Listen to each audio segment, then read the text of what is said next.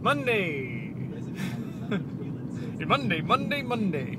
Going to work out with Jackie Miller. But if you are dedicated, you know that. Every once in a while, I surprise myself by how dim-witted I can be. Like, I was just like, where's my phone? I must have left it at home. It's right there. That would be the thing that's filming you.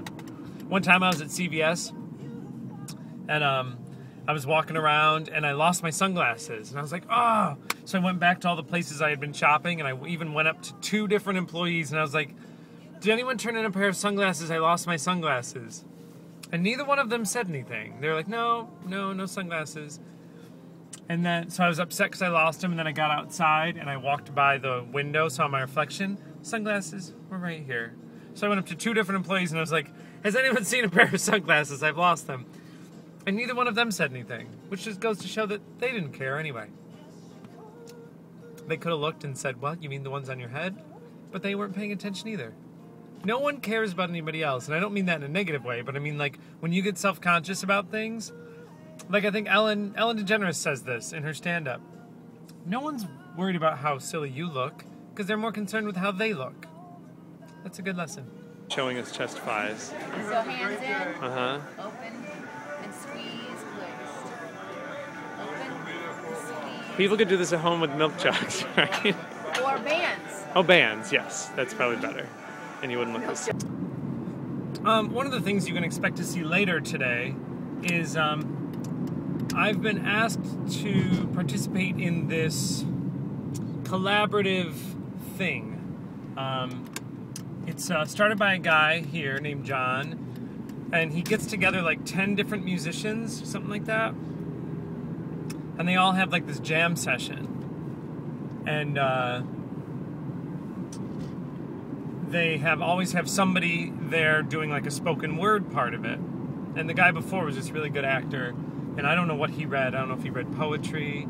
I know our friend Ryan has done it before. I think he read poetry. But like, you just kind of get up at different periods throughout and read, and then the musicians will kind of quiet down a little bit. You read a little passage, a couple passages, and then like, so it's kind of like improv with music, and all these different musicians jam together. It sounds really cool. I still haven't quite wrapped my brain around what it is. But I've been asked to do it, to be in it tonight, to do the spoken part. So he asked me like a couple months ago, and I said yes. And in my mind, I was like, oh, I'll read from David Sedaris, because he's my favorite author, and he's real funny, and there's one particular passage, or, you know, like chapter, I guess, that he's written called 6 to 8 Black Men. And it's about the different cultures, the way they celebrate Christmas. And I guess in Turkey, they consider Santa Claus to be, I think they call him Saint Nick, and they consider him to be very, very thin, a tall, thin man who speaks Spanish. I believe that. So, and it's real funny. And he's always, instead of elves, he always has this, like, group of 6 to 8 black men. And that's in quotes, like that's what people say. And one of the things David Sedaris says is, you'd think over time they'd be able to really nail down the exact number, but no, it's always 6 to 8. So it's hysterical. It's my favorite David Sedaris, so I'm going to read it. And now as we've gotten closer, I'm kind of like, is that going to work? Like, will that be appropriate? So, I don't know. But you know what? I've decided, don't worry about things. Don't get too invested. It's going to be fine. It's going to be totally fine. In one of my comments, which thank you for leaving comments, I love them, like more than I should love them. The part of this vlog thing is that it kind of plays to a negative that I have, which is looking for approval and acceptance from strangers. Which is, I think, why I was an actor. Like, people clapping at the end or laughing, people I don't know, laughing at something I've done. It's like crack to me. Anyway, in one of the comments, our good old friend Hurt Hammy, special shout out. Thanks, Hurt Hammy, for always thumbs upping and commenting. Other people you might get a shout out to if you really give me some good comments. Anyway, she asked if Jerry was on the diet with me. And no, he is not. Jerry eats very, very healthy. He's very much a vegetable guy. But he's not on the diet. Jerry is a lot more balanced. He's a lot more yin and yanged than I am. I am very, very extreme and fanatical. So like me on this diet, I'm like, no, I can't have anything else that's not on this diet.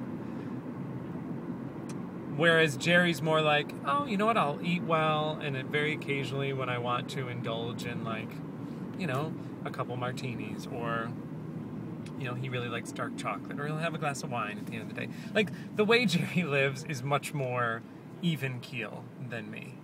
I am like, I'm going to go to the Virgin Islands and drink all day for 10 days, and then I'm like, I'm going to come home and I'm not going to eat anything except for air. That's kind of me.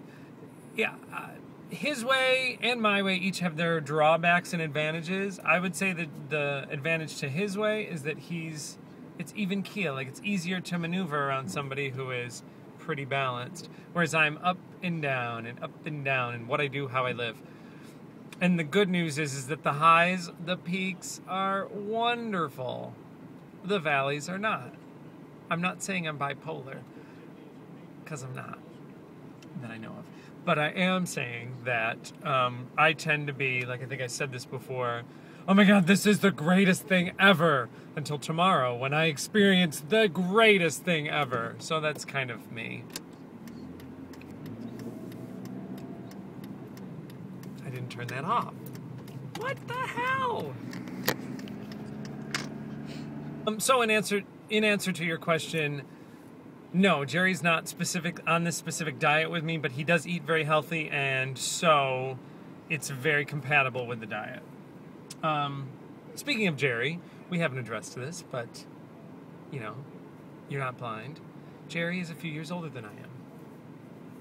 He is in no means a daddy or a, like, he's not a sugar daddy or anything. Jerry treats me like an equal. I treat him like an equal. It's really kind of, it's kind of a non-issue, and the times where it could be an issue, we just maneuver around it, and it's fine. We never fight. We have never fought in a year and a half. Knock on wood. We just don't, which I guess is proof that when it's a good match, it works. I mean, you know, there's work involved, like the same kind of work there'd be with any two people. Like, you have two people now trying to live simultaneously. But there's no extra work, which makes me realize, like, the past relationships when they were so much work. Yeah. Did that help? Did that answer your question? Hi. Lots of information.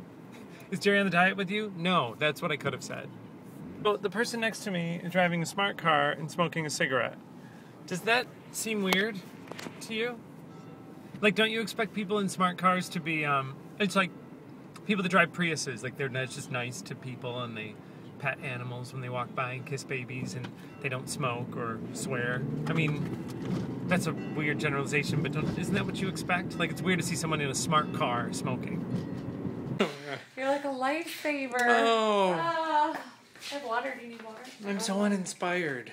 I mean, I have things to do. I'm just having a hard time getting them done. Well, welcome to the portal of the extra uninspiration.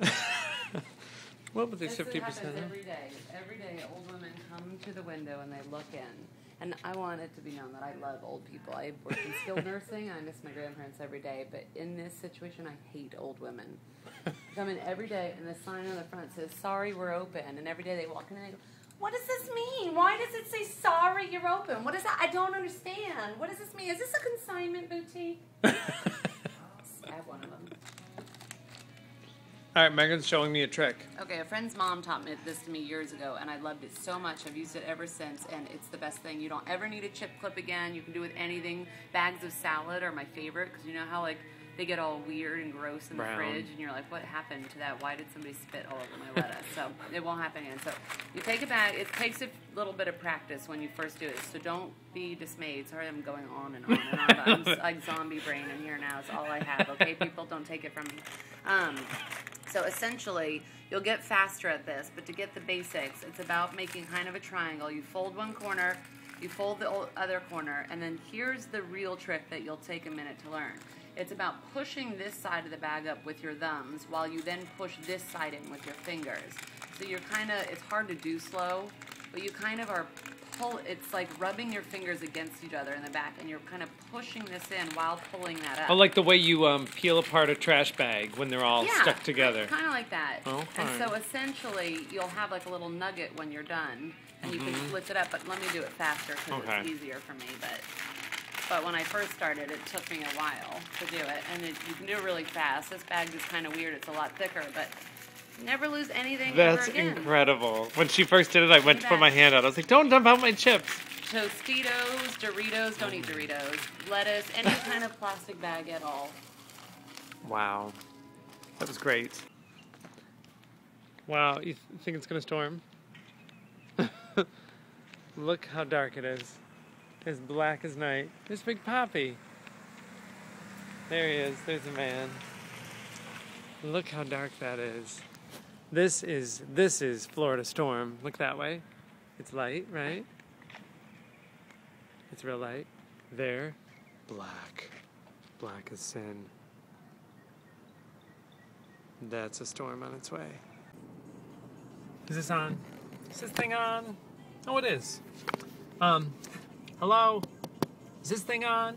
Alright, so I'm on my way to this, thing. This jam session, reading, whatever. This is the book I'm reading from. Can you see it? Dress Your Family in Corduroy and Denim by David Sedaris. I highly recommend his stuff if you like to read funny stuff, and who wouldn't.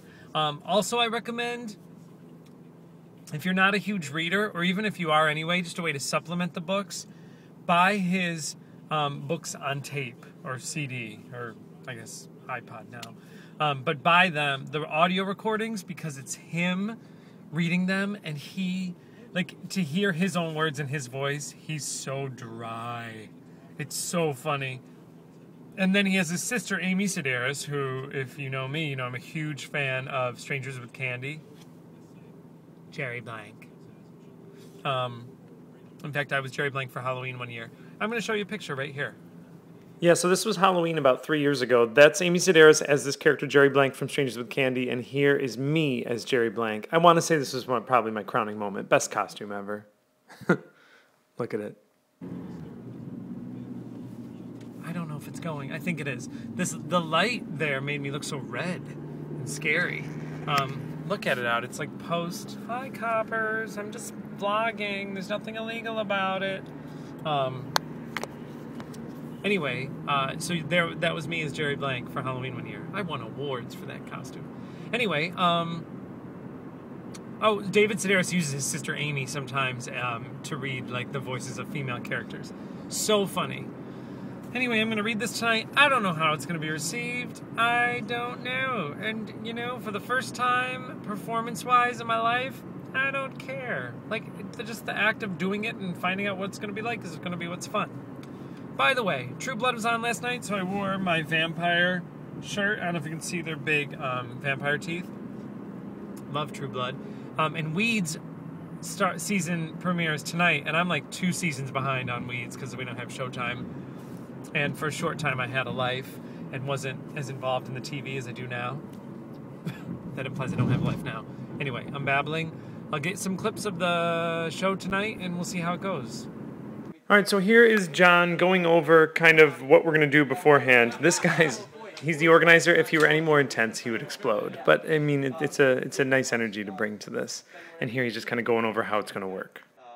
We're going to, Mr. Joey, who's recording this whole thing. I'm on it. Whenever Joey, when Joey's going to start, we got a helpful guy who I gave a PBR to, who's going to turn on that switch for you, softly lighting you like that scene from Casablanca. He's going to go ahead and start, and we're going to softly noodle around on our instruments while he's doing his thing. So it doesn't start out of the gates to going more. And here's the view from where I was standing, up on a pool table. There's some of the guys getting ready to start, and yeah, this was it. It was cool. A lot of people came. It was nice. It was a late night.